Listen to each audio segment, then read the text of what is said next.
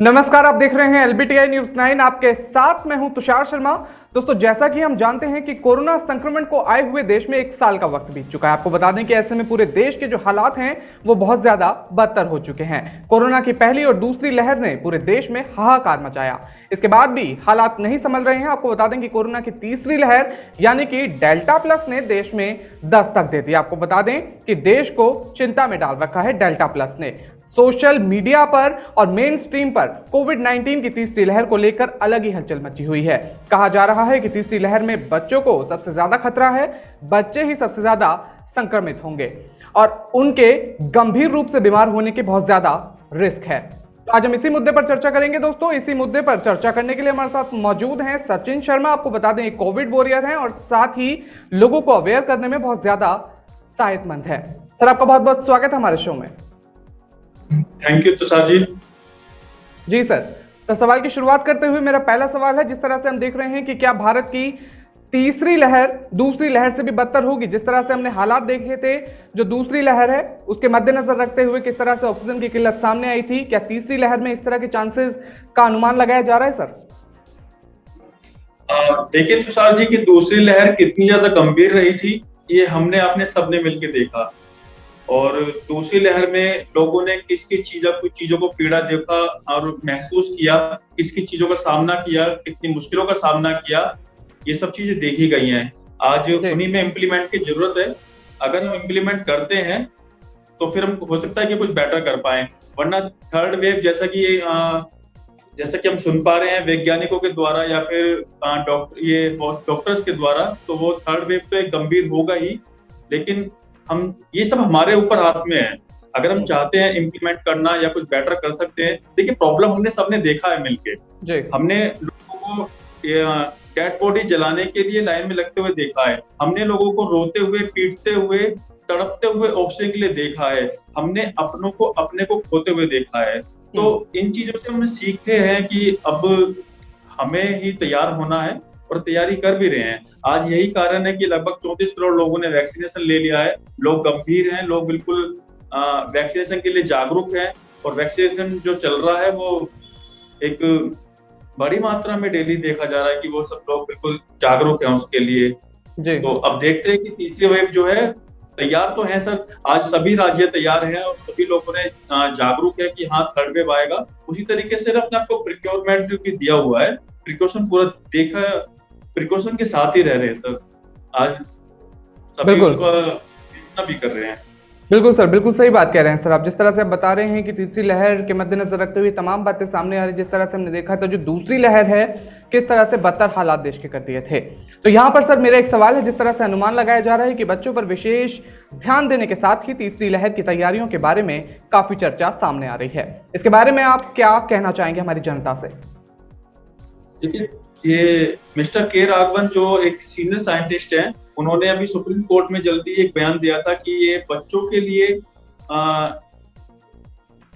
शंका जताई जा सकती है इसमें, क्योंकि बच्चे अगर इससे पीड़ित होते हैं तो बच्चे खुद तो जाने कैसे रहे हॉस्पिटल, उन्हें लेके जाना पड़ेगा। अभी तक यह डिसाइड नहीं हुआ है कि हॉस्पिटल में ये डिसाइड नहीं हुआ है कि बच्चे अगर पीड़ित होते हैं इससे, या उन्हें कोविड ये इससे पीड़ित होते हैं कोविड से, तो बच्चों के साथ उनके माता पिता रहेंगे नहीं रहेंगे, और बच्चे फिर किस तरीके से हॉस्पिटल जाएंगे। आज जो है, जैसे जो मैच्योर पर्सन है उसने अपने आप को कवर किया, शायद वो भी कवर नहीं कर पाए सेकंड वेव में, वो भी अपने आप को तोड़ बैठे।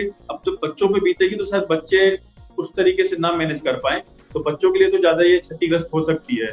बिल्कुल सर, बिल्कुल सही बात कह रहे हैं सर आप। जिस तरह से अनुमान लगाए जा रहे हैं, एक्सपर्ट्स की राय देखी जा रही है। सर, यहाँ पे एक और सवाल है मेरा, जैसे हम देख रहे हैं कि आपको क्या लगता है कि तीसरी लहर होने पर बच्चे अधिक प्रभावित होते हुए नजर आएंगे सर, जिस तरह से अनुमान लगाए जा रहे हैं एक्सपर्ट्स के द्वारा?